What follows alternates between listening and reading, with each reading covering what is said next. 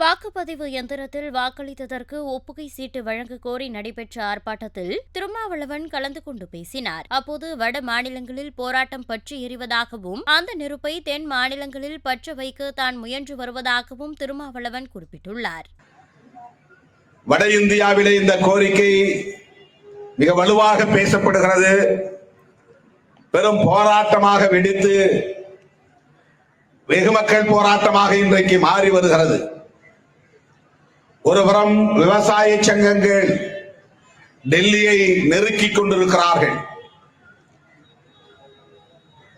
மோடி அதானி அரசின் குரல் விலையை நெறித்துக் கொண்டிருக்கிறார்கள்.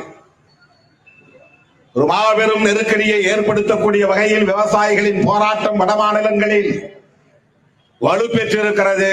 வழக்கம் போல தென்னிந்திய மாநிலங்கள் அதை நாம் வேடிக்கை பார்த்துக் கொண்டிருக்கிறோம்.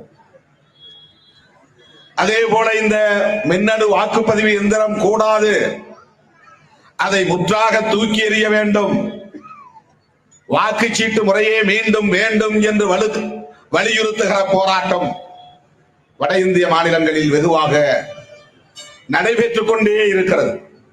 ஒவ்வொரு நாளும் ஒரு போராட்டம் ஜந்தர் மந்தரில் நடைபெற்றுக் கொண்டே இருக்கிறது. இந்த நிலையில்தான் தென்னிந்திய மாநிலங்களிலும் இந்த நெருப்பை பற்ற வைக்க வேண்டும் என்கிற உயர்ந்த குறிக்கோளோடு விடுதலை சிறுத்தைகள் கட்சி ஜனவரியிலும் ஆர்ப்பாட்டத்தை முன்னெடுத்தது, பிப்ரவரியிலும் ஆர்ப்பாட்டத்தை தொடர்ந்து முன்னெடுத்திருக்கிறது. சில பேர் குடிசைகளை தேடி போய் நெருப்பு வைக்கிறார்கள், அப்பாவி மக்களின் குடிசைகளை எரிக்க.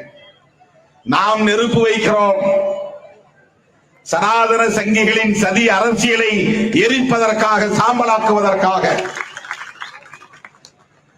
கொள்கை நெருப்பை பற்ற வைக்கிறோம், ஜனநாயக நெருப்பை பற்ற வைக்கிறோம். நாடாளுமன்ற ஜனநாயகத்தை பாதுகாக்க வேண்டும் என்கிற உயர்ந்த நோக்கத்தோடு இந்த போராட்டத்தை நாம் முன்மொழிகிறோம். இது ஒரு முன்மொழிதல் தான்.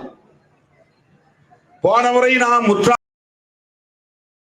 செய்திகளை உள்ளது உள்ளபடி தெரிந்து கொள்ள ரெஃப்ளெக்ட் நியூஸை சப்ஸ்கிரைப் பண்ணுங்க.